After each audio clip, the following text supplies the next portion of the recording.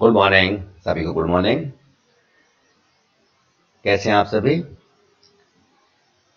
Dear students और friends? आज हम एक नई यूनिट का अध्ययन करेंगे जो कि बीए पार्ट सेकंड के सिलेबस में है। उत्पादन का सिद्धांत, थ्योरी ऑफ प्रोडक्शन।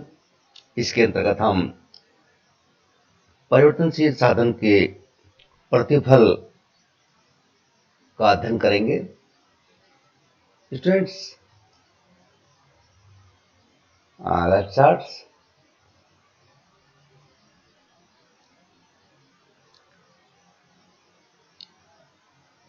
यदि हम बात करें थोड़ा सा भूमिका के संदर्भ में, उत्पादन के सिद्धांत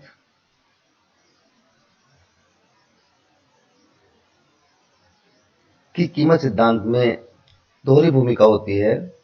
सर्वप्रथम तो यह पदार्थ की उत्पादन मात्रा और लागतों के बीच के जो संबंध है उसका आधार होता है। लागतें ही पदार्थ की पूर्ति जो होती है, सप्लाई, उसको निश्चित करती हैं, जो वस्तु की मांग से प्रतिक्रिया करके पदार्थ की कीमत को निर्धारित करते हैं। दूसरे, थ्योरी ऑफ प्रोडक्शन में फर्म द्वारा साधनों की मांग के विश्लेषण का आधार है, क्योंकि फर्म द्वारा किसी साधन की मांग उसके मार्जिनल प्रोडक्शन या मार्जिनल प्रोडक्टिविटी के आधार पर की जाती है। यह साधनों की मांग उनकी पूर्ति से क्रिया करके, साधनों की मांग और साधनों की पूर्ति से क्रिया करके साधनों की कीमत को निश्चित करती है। और हम देखते हैं कि उत्पादन के सिद्धांत में जो साधनों की कीमत है वो पदार्थों की लागत को प्रभावित करके उसकी कीमतों को निश्चित रूप से प्रभावित करती है।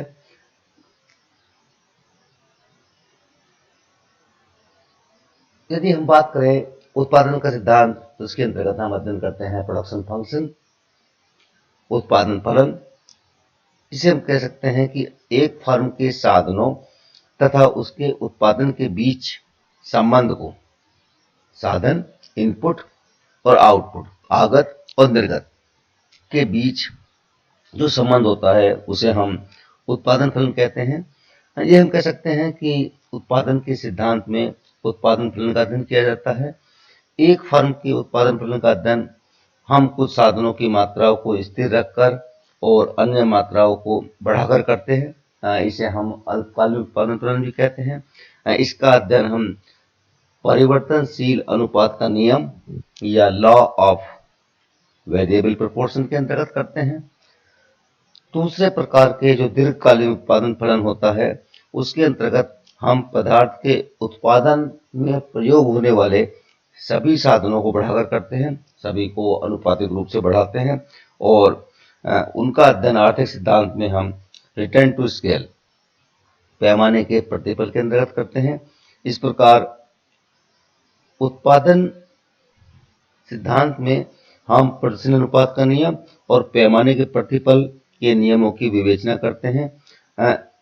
आज जो हम अध्ययन कर रहे हैं वो कर रहे हैं हम परिवर्तनशील अनुपात का नियम, the law of variable proportion.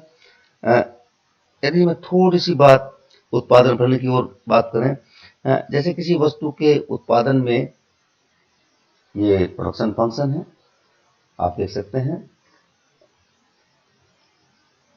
किसी आर्थिक उत्पादन को बनाने में जो साधन इस्तेमाल होते हैं, जैसे लैंड है, लेबर है, कैपिटल है, इनकी महती भूमिका होती है और साधनों, इन इनपुट्स और आउटपुट्स जो उत्पादन होता है उसके बीच के संबंध को ही हम उत्पादन फलन कहते हैं। जैसे कि किसी वस्तु के उत्पादन में अभी हम बात की, भूमि, श्रम, पूंजी उत्पादन के साधन चाहिए और इन्हीं साधनों की मात्रा के आधार पर उस वस्तु के उत्पादन की मात्रा निर्भर करती है। जितने उत्पादन के साधन अधिक होंगे उत्पादन भी उतना ही अधिक होगा। साधनों द्वारा उत्पाद या साधनों तथा उत्पाद के संबंध, इनपुट आउटपुट रिलेशन को हम इकोनॉमिक्स में प्रोडक्शन फंक्शन कहते हैं।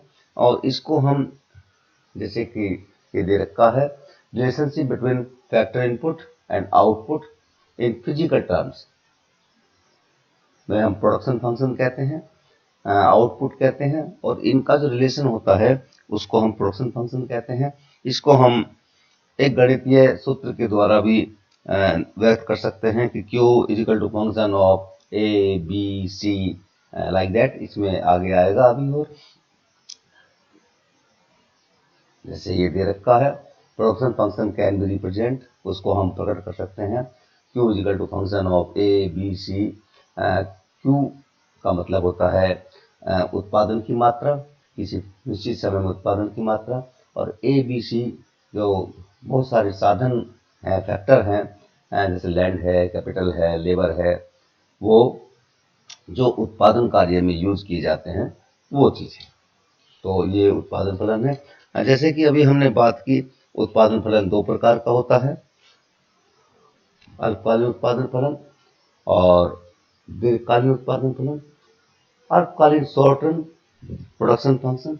अल्पकालीन उत्पादन फलन में जो उत्पादक है वो जो फिक्स फैक्टर हैं उनको कांस्टेंट रखता है और एक या दो वेरिएबल फैक्टर को परिवर्तित करता है, और उसके द्वारा देखता है कि कुल उत्पादन, औसत उत्पादन और सीमांत उत्पादन पर क्या प्रभाव पड़ता है। इसे हम शॉर्ट रन का प्रोडक्शन फंक्शन कहते हैं, और इसका अध्ययन हम परिवर्तनशील अनुपात के नियम के अंतर्गत करते हैं, लॉ ऑफ वेरिएबल प्रोपोर्शन। दूसरा लॉन्ग रन प्रोडक्शन फंक्शन, दीर्घकालीन उत्पादन फलन। इसमें उत्पत्ति के सभी साधनों, चाहे वो फिक्स हो, चाहे वो वेरिएबल हो, परिवर्तनशील साधन हो या स्थिर साधन हो, सभी को सेम प्रोपोर्शन में, समान अनुपात में परिवर्तन करते हैं, और फिर हम देखते हैं कि उनका कुल उत्पादन, औसत उत्पादन और सीमांत उत्पादन पर क्या प्रभाव पड़ता है, और इसका अध्ययन हम law of return to scale, पैमाने के प्रतिफल के अंतर्गत करते हैं। तो ये आपका शॉर्ट रन और लॉन्ग रन प्रोडक्शन फंक्शन हुआ। अब हम प्रारंभ करते हैं the law of variable proportion, या अल्पकालीन उत्पादन फलन के अंतर्गत हम देखते हैं कि जब हम उत्पादन के साधनों को कुछ को फिक्स रखते हैं, एक दो साधन को वेरिएबल रखते हैं, तो हम देखते हैं कि कुल उत्पादन, सीमा उत्पादन, औसत उत्पादन पर क्या प्रभाव पड़ता है। इसका अध्ययन हम परिवर्तनशील अनुपात के नियम के अंतर्गत करते हैं। इस सिद्धांत में ये हमें बताता है कि कुछ साधन स्थिर रहने पर एक अथवा एक से अधिक साधनों में परिवर्तन किया जाता है। जब अन्य साधनों को निश्चित रखकर एक परिवर्तनशील साधन, वेरिएबल फैक्टर की मात्रा बढ़ाई जाती है, तो परिवर्तनशील साधनों और स्थिर साधनों के अनुपात बदल जाता है। सपोज पहले फिक्स फैक्टर 10 इकाई है और वेरिएबल फैक्टर 1 है, फिर वेरिएबल फैक्टर बढ़ाया 2 हुआ, तो 10 × 1, 10 × 2, 10 × 3, 10 × 4। इस प्रकार से स्थिर साधन और परिवर्तनशील साधनों का अनुपात बदल जाता है। परिवर्तनशील साधनों का अनुपात बढ़ता जाता है क्योंकि इस नियम के अंतर्गत हम साधनों के अनुपात में परिवर्तन का उत्पादन पर प्रभाव का अध्ययन करते हैं, प्रभाव देखते हैं क्या है। इसे परिवर्तनशील अनुपात का नियम कहते हैं। परिवर्तनशील अनुपात का नियम जो प्रतिष्ठित अर्थशास्त्री थे वो ह्रासमान प्रतिफल के पुराने नियम का ही नया नाम है। परिवर्तनशील अनुपात के नियम को विभिन्न अर्थशास्त्री अलग अलग तरह से परिभाषित कर सकते हैं। इसको हम देख सकते हैं कि स्टिगलर एक अर्थशास्त्री हुए हैं, जैसे उन्होंने कहा है कि जब कुछ साधनों को स्थिर रखकर एक साधन में समान वृद्धि की जाती है तो एक सीमा के पश्चात उत्पादन में होने वाली वृद्धि कम हो जाएंगी, अर्थात सीमांत उत्पादन घट जाएंगे। इसी प्रकार बैनम ने, सैमुअल्सन की एक परिभाषा है, उसको हम देख सकते हैं कि स्थिर साधनों की तुलना में कुछ साधनों में वृद्धि करने से उत्पादन में वृद्धि होगी, परंतु एक बिंदु के बाद साधनों की समान वृद्धियों से प्राप्त अतिरिक्त उत्पादन उत्तरोत्तर कम होता जाता है। प्रसिद्ध अर्थशास्त्री मार्शल ने कृषि में घटते प्रतिफल की विवेचना किया था और उन्होंने इसको ह्रासमान प्रतिफल का नियम बताया था। इसी प्रकार से परिवर्तनशील अनुपात का नियम कुछ हम यदि सिंपल भाषा में देखें तो इसमें कुछ साधनों को स्थिर रहने पर, एक साधन की मात्रा में वृद्धि करने पर उत्पादन में होने वाले परिवर्तन की व्याख्या करता है। अर्थात यह बताता है कि ऐसा करने से पोटेंशियल साधन जो वेरिएबल फैक्टर है उसके सीमांत उत्पादन औसत उत्पादन अंततः घट जाएंगे। तो ये आपका variable proportion, law of variable proportion या पोटेंशियल अनुपात किसे कहते हैं, उसका वो है। जैसे इसके की कॉन्सेप्ट दे रखे हैं। मार्जिनल प्रोडक्ट, इसका हम अध्ययन करने से पहले देखते हैं कि क्या क्या होते हैं। मार्जिनल प्रोडक्ट हम कहते हैं कि जब हम साधन की एक इकाई या पोटेंशियल साधन की एक इकाई बढ़ाते हैं तो उससे कुल उत्पादन में कितनी वृद्धि होती है, उसको हम सीमांत उत्पाद या सीमांत उत्पादन कहते हैं। जैसे दे रखा है MP equal to change in output, change in input. और मार्जिनल प्रोडक्ट को हम जो अंतिम इकाई है, जो अंतिम कुल उत्पादन है, उससे प्रथम इकाई के उत्पादन को या MP equal to TPN minus TPN minus 1 इसके द्वारा भी कर सकते हैं। ये जो कॉन्सेप्ट हैं टोटल प्रोडक्ट, एवरेज प्रोडक्ट और मार्जिनल प्रोडक्ट। टोटल प्रोडक्ट तो जो उत्पादन की सभी इकाइयों के द्वारा कितना उत्पादन किया जाता है उसके संपूर्ण योग को हम कुल उत्पादन कहते हैं। इसके बारे में अध्ययन करेंगे कैसे कुल उत्पादन जब हम परिवर्तनशील साधन की मात्रा को बढ़ाते जाते हैं स्थिर साधन की मात्रा के साथ तो किस प्रकार से परिवर्तन होता है। यहाँ पर सिर्फ डेफिनेशन देख रहे हैं। जो एवरेज प्रोडक्ट है या औसत उत्पाद, उसको हम कुल उत्पादन में जो वेरिएबल फैक्टर है उसकी यूनिट, उसकी इकाइयों से भाग देकर निकाल सकते हैं, डिवाइड करके निकाल सकते हैं। जो ratio between total product and the number of units of variable factor, इसके द्वारा हम एवरेज प्रोडक्ट निकाल सकते हैं। और मार्जिनल प्रोडक्ट जैसे कि कहा कि कुल उत्पादन में साधन की या वेरिएबल फैक्टर की एक इकाई बढ़ाने से कुल उत्पादन में जो वृद्धि होती है उसको हम सीमांत उत्पादन कहते हैं। इसको हम निकाल सकते हैं। जैसे रखा change in total product, change in variable factor, इनके अनुपात को या ये आपका delta TP upon delta L, ये श्रम के अनुपात में दिखाया गया है। इसके द्वारा हम ये कॉन्सेप्ट जो हमारे यूज होंगे टोटल प्रोडक्ट, एवरेज प्रोडक्ट और मार्जिनल प्रोडक्ट, कुल उत्पाद, औसत उत्पादन और सीमांत उत्पादन, ये उनका थोड़ा सा डेफिनेशंस हैं, कैसे कैसे उत्पादन के कॉन्सेप्ट होते हैं। ये डेफिनेशन जैसे कि अभी हमने बात की थी, स्टिगलर ने, इसी प्रकार से सैमुएल्सन ने,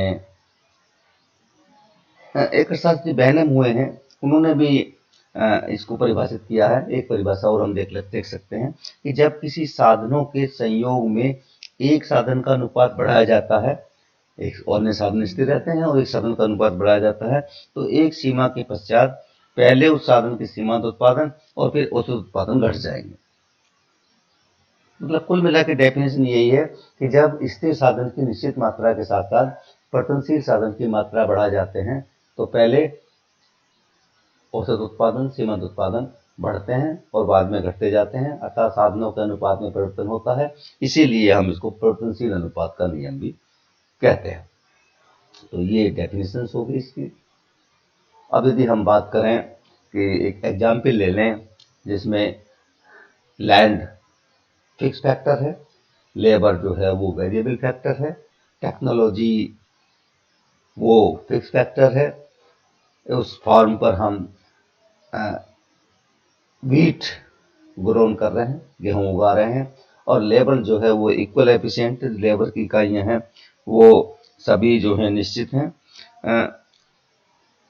तो ये इसके द्वारा हम देख सकते हैं कि कैसे कैसे एक एग्जाम्पल के द्वारा हम उत्पादन कर सकते हैं। इससे पहले थोड़ी सी हम बात करें कि परिवर्तनशील अनुपात के नियम की कुछ शर्तें हैं जिनमें लागू होता है। तो वो है, पहले तो प्रथम टेक्नोलॉजी अपरिवर्तित रहती है, टेक्नोलॉजी में कोई सुधार नहीं होता है। दूसरा, कुछ साधन ऐसे अवश्य हों जिनकी मात्रा को स्थिर रखा जाए, क्योंकि इस प्रकार ही हम उन साधनों के अनुपात में परिवर्तन कर सकते हैं, स्थिर साधन परिवर्तन साधन के अनुपात में, और उनका उत्पादन को प्रभाव डाल सकते हैं। यह नियम इस मान्यता पर आधारित है कि पदार्थ को उत्पादित करने के लिए विभिन्न साधनों के अनुपात में परिवर्तन करना संभव हो, अर्थात कुछ साधन स्थिर हो, कुछ परिवर्तनशील साधन हो। स्थिर साधन की निश्चित मात्रा के साथ परिवर्तनशील साधन की मात्रा को बढ़ाकर हम देख सकते हैं, अर्थात उनके अनुपात में परिवर्तन कर सकते हैं। इसी प्रकार से हम देखते हैं, जैसे कि अभी हमने एग्जाम्पल लिया है, ये कुछ आवश्यक शर्तें हैं, ये स्टेजेज हैं कि जब हम स्थिर साधन की निश्चित मात्रा के साथ साथ परिवर्तनशील साधन की मात्रा को बढ़ाते जाते हैं। कोई हम 2 या 3 साधन स्थिर लेते हैं, एक साधन परिवर्तनशील लेते हैं, स्थिर साधन की निश्चित मात्रा के साथ साथ परिवर्तनशील साधन की मात्रा को बढ़ाते जाते हैं, तो हम देखते हैं हम 3 स्टेज का सामना करते हैं। 3 स्टेज में डिवाइड कर लेते हैं अपने इस लॉ ऑफ वेरिएबल प्रोपोर्शन को, या जो हमें उस औसत उत्पादन, सीमांत उत्पादन और कुल उत्पादन की मात्राएं प्राप्त होती हैं, इन वेरिएबल फैक्टर के परिवर्तन के कारण उसको हम 3 अवस्था में विभाजित कर लेते हैं। पहली हम कहते हैं इंक्रीजिंग रिटर्न्स, दूसरा डिमिनिशिंग रिटर्न्स और तीसरा नेगेटिव रिटर्न्स। इंक्रीजिंग रिटर्न्स है वृद्धिशील, डिमिनिशिंग ह्रासमान और नेगेटिव ऋणात्मक रिटर्न्स। ये 3 प्रकार की स्टेज हमने विभाजित कर दिया। इनमें कैसे कैसे उत्पादन होगा उसका अध्ययन हम अभी नेक्स्ट स्लाइड में करेंगे। ये छोटा सा एग्जाम्पल, प्रारंभिक एग्जाम्पल हम देख रहे हैं। शुरुआत में हम यदि बात करें कि ये लेबर की इकाइयां हैं, इसमें स्थिर साधन नहीं दिखाया गया है, केवल परिवर्तनशील साधन की मात्रा की हम बात कर रहे हैं। लेबर की इकाइयां हैं, यहाँ पर 0 है, फिर 1, 2, 3, 4, 6 तक बढ़ता है। ये कुल उत्पादन है, टोटल प्रोडक्शन है। टोटल प्रोडक्शन आप देखें ना, आप 10, 25, 35, 40, 42, 42, इसी प्रकार ये मार्जिनल प्रोडक्शन है। जो हम जानते हैं कि कुल उत्पादन में एक इकाई लेबर की बढ़ाने से जो कुल उत्पादन में वृद्धि हो रही है, उसके द्वारा हम उसको सीमांत उत्पादन को निकाल सकते हैं। तो ये 10, 15, 10, 5, 2, 0, इसी प्रकार से ये एवरेज प्रोडक्ट है, औसत उत्पादन है लेबर का, जो परिवर्तनशील साधन है। इसको हम कुल उत्पादन में जो लेबर की इकाइयां हैं उसका भाग देकर निकाल सकते हैं, विभाजित करके निकाल सकते हैं। तो आप देख सकते हैं, पहले ये 10, ये 12.5, 11.7, 10, 8.4, 7, इस प्रकार से ये आता है। इसकी किस प्रकार से विभिन्न इकाइयां कैसे कैसे हम तो 3 हमने स्टेज ली है, उसको विभाजित कर सकते हैं, उसका अध्ययन करेंगे। ये केवल थोड़ा सा प्रारंभिक अध्ययन बता रहे हैं इसका, लॉ ऑफ वेरिएबल प्रोपोर्शन का, कि कैसे कैसे। एक छोटी सी टेबल बनाइए, इसके आगे एक टेबल और डायग्राम और हम देखेंगे। ये रेखा चित्रीय प्रदर्शन है ऊपर की टेबल का।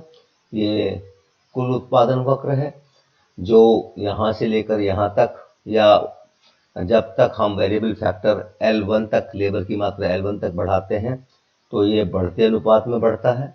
फिर L1 से L2 तक जब लेबर की मात्रा बढ़ाई जाती है, तो ये यहाँ पर घटते अनुपात में बढ़ रहा है। फिर L2, L3 तक, फिर यहाँ भी घटते अनुपात में बढ़ रहा है, अर्थात यहाँ पर ज़्यादा अनुपात में घट रहा है। और जब लेबर की मात्रा OL2 होती है तो ये मैक्सिमम होता है यहाँ पर। उसके बाद में घटना प्रारंभ हो जाता है, आगे के रेखा चित्र में हम उसका अध्ययन करेंगे। इसी प्रकार से इसी कुल उत्पादन के या कुल उत्पादन वक्र के अनुरूप या टेबल के अनुरूप ये हमने सीमांत उत्पादन और औसत उत्पादन वक्र दिखाए हैं। इसमें जो 3 स्टेज की बात है उनका अध्ययन हम अभी बाद में करेंगे। तो स्टूडेंट्स, ये यहाँ तक हम अपने अध्ययन को इस पीपीटी में सीमित करते हैं। इसके बाद हम अध्ययन करेंगे कि जो 3 स्टेज हैं वो कौन कौन सी स्टेज हैं, उनमें उत्पादन कैसे कैसे प्राप्त होता है, अर्थात औसत उत्पादन, सीमांत उत्पादन और कुल उत्पादन कैसे कैसे प्राप्त होते हैं जब हम एक फैक्टर फिक्स रखते हैं और फैक्टर वेरिएबल रखते हैं, या स्थिर साधन की निश्चित मात्रा के साथ साथ परिवर्तनशील साधन की मात्रा जब हम बढ़ाते जाते हैं। तो जो तीनों स्टेज हैं जिनका अभी हमने वर्णन किया था इससे पहले, ये इंक्रीजिंग रिटर्न्स, डिमिनिशिंग रिटर्न्स और नेगेटिव रिटर्न्स में किस प्रकार से हमें रिटर्न्स प्राप्त होंगे उनका अध्ययन करेंगे। वो रिटर्न्स क्यों प्राप्त होंगे, उत्पादक को कौन सी स्टेज में, फर्स्ट स्टेज में, सेकंड स्टेज में या थर्ड स्टेज में रहकर उत्पादन करना चाहिए, इसका अध्ययन भी हम नेक्स्ट पीपीटी में करेंगे। इसी प्रकार से जो विभिन्न स्टेज का जो लागत का निरूपण है उसका अध्ययन भी हम इसके अंतर्गत करेंगे। तो स्टूडेंट्स, इस जो हमारी ये पीपीटी है इसमें सिर्फ इतना ही। नेक्स्ट अध्ययन हम नेक्स्ट में करेंगे। Okay, thank you very much.